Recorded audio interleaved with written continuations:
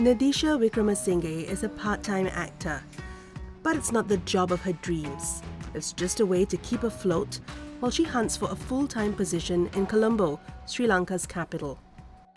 Today I am at a location for teledrama shoot. I am doing the role of a friend of the main artist. I can make about 5,000 per day by acting in this kind of productions, but there are not much work at the moment for me. Nadeesha's also doing some part-time work at this department store. I work at the clothing store 4 days a week from Monday to Thursday. I am getting salary about 25,000 rupees a month. You cannot survive with 25,000 rupees a month. You cannot save anything with a salary like this. This is a just part-time job till I find a suitable job as per my qualifications. I will not be able to survive for long like this. That puts more money in her pocket. But it's far from enough for the 24-year-old diploma graduate in human resources.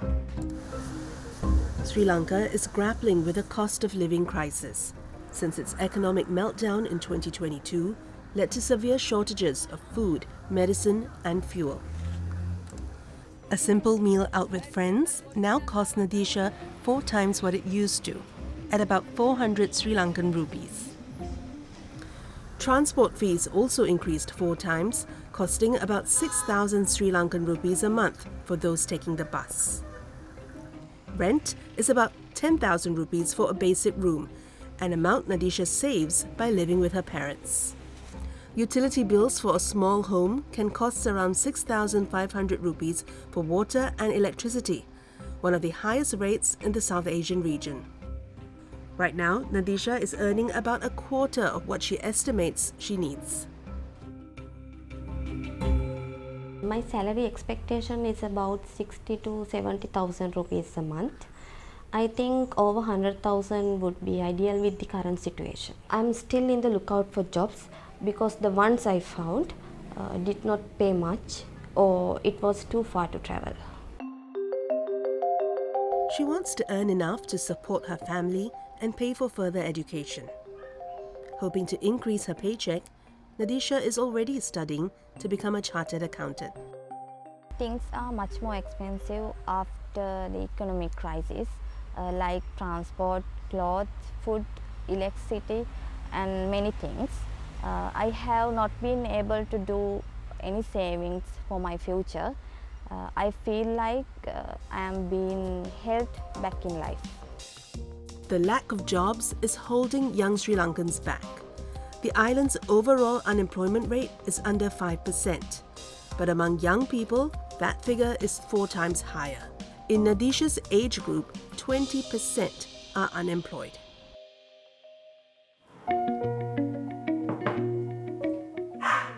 Like many of her peers, Nadeesha now spends her time job hunting. I am looking for an account assistant job. There are various websites which I browse each day. This is my morning routine.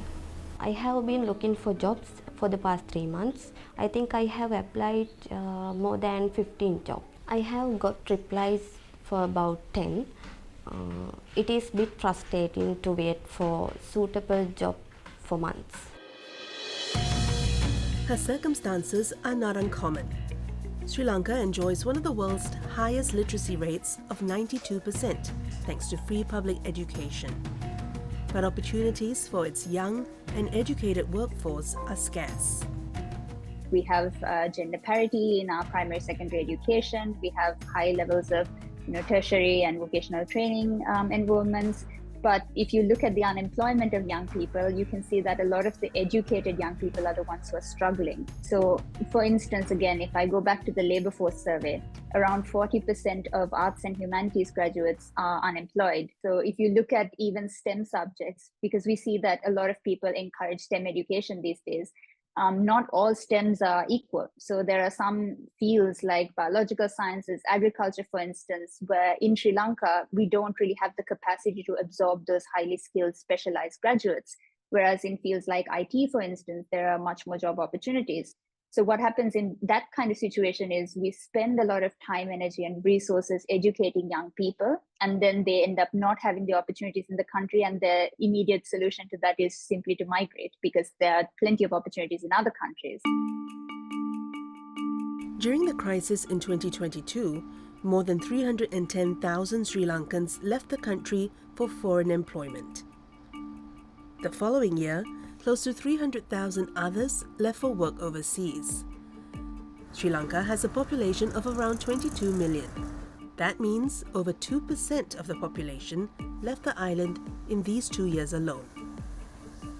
And I personally think that's quite a shame because, as a country that's investing in its young people, we should be able to get them to contribute to the economy and the future as well.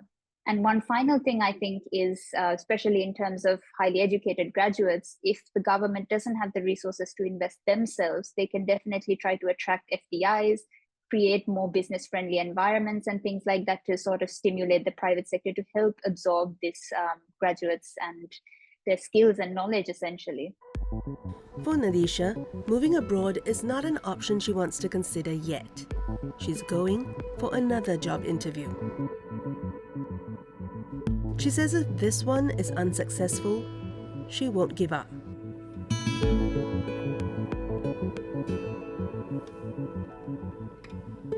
There were quite a few applicants before me. Let's see.